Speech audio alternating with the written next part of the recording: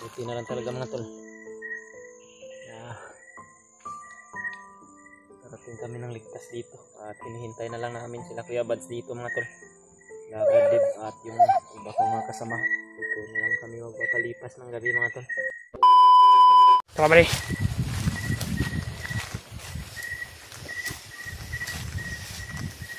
Mga tol no. Kahit gabi po mga tol. Naglalakad po kami ng anak ko. Kasama ko si Brad Carlos. Dahil ito na po yung lugar na napag-usapan namin ni Kuya Bads na dito kami magkikita mga tol. Kaya hanap lang po kami ng mapagsilungan dito mga tol. Hanap po kami ng puno ng kahoy para doon po kami magpahinga mga tol no? Dahil ito na po yung lugar mga tol na sinabi ni Kuya Bads at nalalaman din ni Carlos na dito kami nagkikita dahil na daanan na po namin ito mga tol. Kung makita niyo po itong video na ito mga tol, sabi niyo po sa kanila mga tol, Kuya Bads at kay Bradib at sa mga kasamaan ko po na andito na po ako sa lokasyon na napag-usapan namin. Parang kami po yung nauna siguro dito mga tol no? Dahil wala po kaming ibang mga kuan dito na nakikita. At kinakailangan po talaga mga tol na magpailaw kami. Dahil iiyak po yung anak ko mga tol kapag walang ilaw at madilim po yung paligid. Kaya kinakailangan talaga na mag-ilaw kami sa paglalakad mga tol. Ngunit parang wala naman pong kalaban dito banda mga tol. Sa awa po ng Panginoon wala po kami mga kalaban na nakita kanina. At parang safety din po ito dito mga tol. Kaya tara Brad, hanap tayo ng pan Brad. Pagkahingaan natin.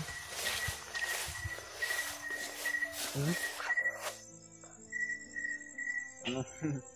Bakit mo tinatakpan mo yung baba mo nak? Matakot ka? Natakot siya sa dilim mga tol. Tinatakpan niya yung mukha niya mga tol.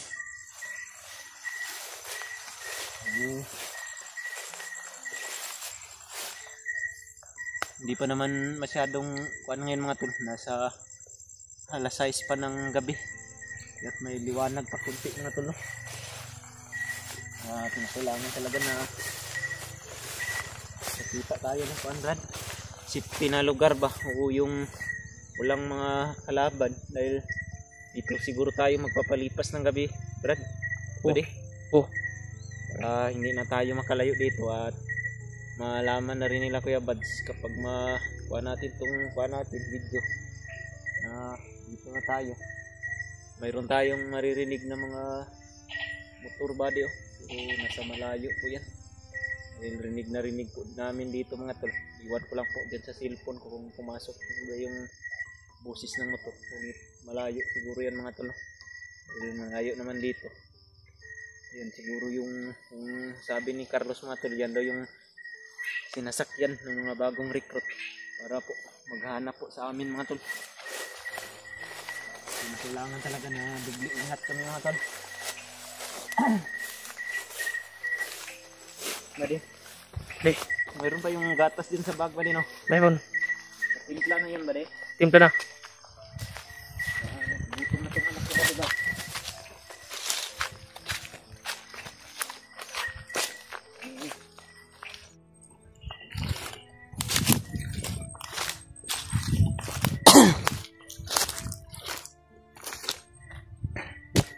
Yun po mga tol. Sa mapagpalang gabi po sa inyong lahat dyan. Dito lang muna tayo nak. Baka may mga kalaban dito sa kuan ba? Malapit dito. Baka marinig na yun. No? Ngayon gatas Brad. Nandiyan yan. Yun po mga tol. Dito lang po siguro kami magpapalipas ng gabi. At ito na po yung location mga tol. Paulit-ulit ko po itong sasabihin sa inyo mga tol na nandito na po kami. Tatlo mga tol. Sama ko po si Brad Carlos. At nakarating po kami ng ligtas dito sa location na napag-usapan namin ni Kuya Bads kanina na Brad din. Dahil nakontak na po namin sila mga tol. Tara, titi na. Titi sa. Titi sa. Lagi-lagi. Yan na titi na. Balik ka.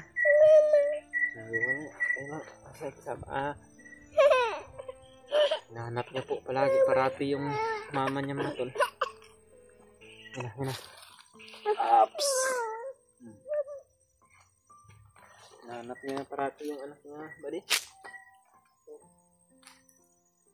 Bisa ka na. Yung problema ko mga tol. Iiyak parati yung anak ko sa tuwing magpapahinga kami dahil hinahanap niya yung anak ay yung ina niya mga tol. Sobrang namimiss niya na siguro yung ina niya. At lagi niyang hinahanap mga tol. Isabi na lang po sa mga kasamaan ko mga tol na ligtas po kaming nakadating dito ni Brad Carlos sa napag-usapan naming location na dito kami magkikita. Sana po walang kalaban na dumating dito para hindi po kami makalayo dito mga tol.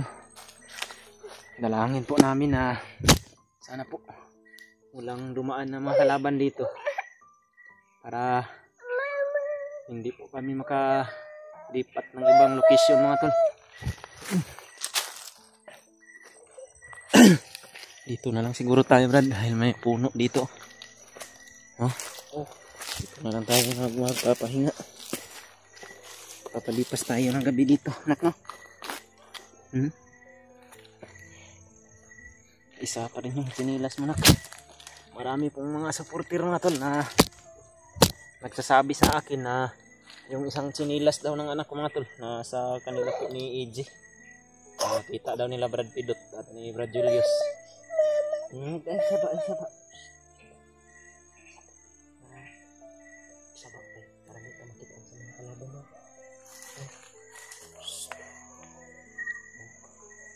May mga aso doon banda ba di oh. Yan yung mga nakita natin kanina ba na may dalang mga aso. Buti na lang talaga mga tol. Darating kami ng ligtas dito at hinihintay na lang namin sila Kuya Bads dito mga tol. Brad Dib at yung iba kong mga kasamahan na lagi ay saba para di ka makita ang kalaban ha. Ay saba saba okay ra ka ba de?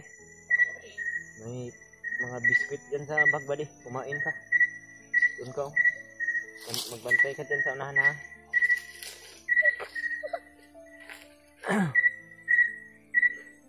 Mga tol ang lagi hintayin lang natin sila yung mga kasamaan ko dito na para makababa na tayo ha.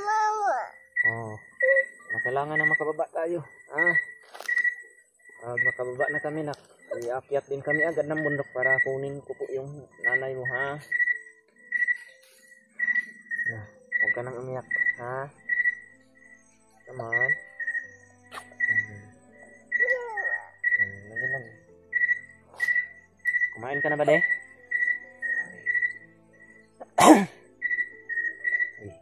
Yung gatas mo na.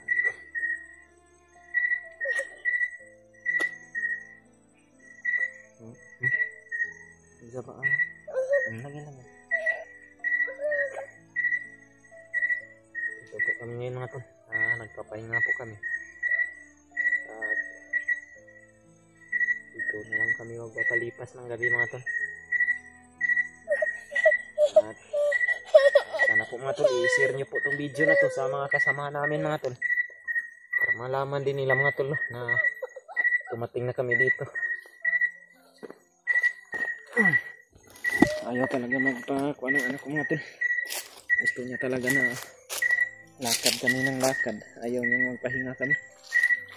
Parang gusto niya na talaga na makababa na ba. Hindi talaga pwede na bababa tayo. Na tayo lang tatlo ni Brad Carlos. Dahil napaka-delikado talaga ng gubat.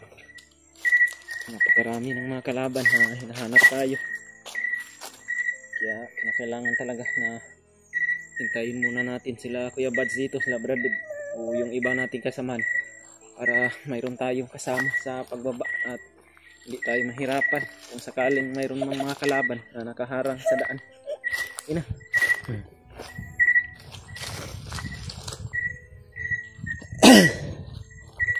Mari. Mamaya ba di? Baka makapagkuhan tayo. Hanap tayo ng kuan. Mga dahon ba na paghigaan natin ha. At kukuha tayo ng mga kuan. Kahoy siguro. Gawin nating apoy ba. Pero mamaya na. Dahil maaga pa ngayon. Di pa masyadong malalim yung gabi. Kaya mamaya na tayo mga alas 10 ng gabi. Magpakuha na tayo ng apoy para alam naman natin na baka wala na yung magpapatrolya ng mga bandido sa oras ng gabi dahil magpapahinga na rin sila sa ganyang oras ba di. At hanggang sa ngayon hindi lang muna tayo magpa-apoy para hindi tayo makita.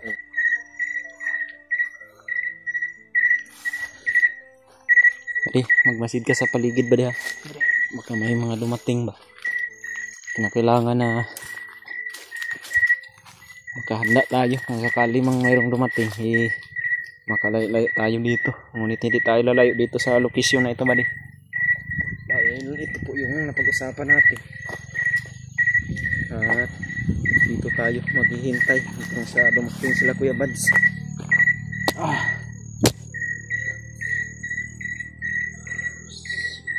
Sobrang napakahirap po yung napagdaanan namin ngayon mga tol. Kasama po itong anak ko. Kahit sa oras ng gabi, dito kami sa bundok. At malakas po yung hangin dito mga tol, no? Parang mayroon talagang bagyo na paparating o baka nandito na to sa lugar namin. Bagyo na to mga tol. Kaya kinakailangan talaga na makababa. Ano kami? Lagi. Malakas yung hangin ba diba? Tapos parang uulan na. Tapos wala po kaming kuan mga tol, no? Wala kaming trapal na dala. Mababasa talaga tayo dito. Mari hawakan yung cellphone niya. Sorry. Gusto na matulog ng anak ko ba? Sige, titik.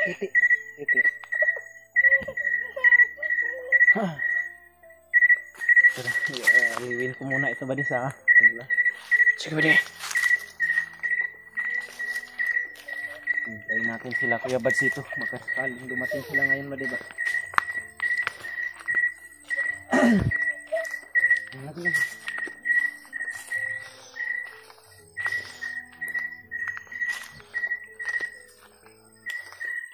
Mga tol, share nyo po itong video na to sa mga kasamahan ko mga tol. Sabihin nyo po sa kanila na dito na kami sa lugar na napag-usapan namin na dito kami magkikita mga tol. Ngunit wala pa po sila dito. Kami po yung nauna ni Buddy Carlos dito mga tol. Nagpapasalamat po talaga ako kay Buddy Carlos mga tol dahil alam niya po yung pasikot-sikot dito sa bundok at alam niya po yung lugar na wala masyadong kalaban. Lagi. Kasi po umiiyak yung anak ko mga tol dahil madilim po dito at hanap niya po yung mama niya.